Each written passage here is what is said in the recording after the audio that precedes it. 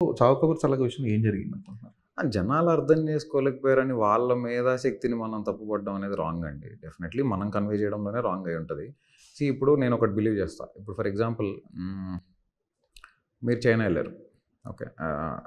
నేను vegetarian. Okay. నేను China ఎళ్ళా. నాకు తీసుకొచ్చి నా ముందు ఒక ఏదో నాన్ వెజ్ డిష్ ఒక స్నేకో లేకపోతే ఏదో తీసుకొచ్చి పెట్టాడు. ఏంట్రా ఇది అని చెప్పి నాకు నచ్చలేదంట. That doesn't mean it's not food. వాళ్ళు తింటారు అది. నేను తినను. సో లైక్ దట్ సినిమా కూడా ఏంటంటే ఎవ్రీబడీ హ్యాస్ వన్ టేస్ట్. వాళ్ళ టేస్ట్‌కి తగ్గట్టు మనం కేటర్ చేయాలి తప్ప నేను తీసుకొచ్చి పెట్టిందే నువ్వు తినాలని చెప్పలేము కదా! సో అలానే ఇక్కడ ఏం కావాలో అదే వండాలి.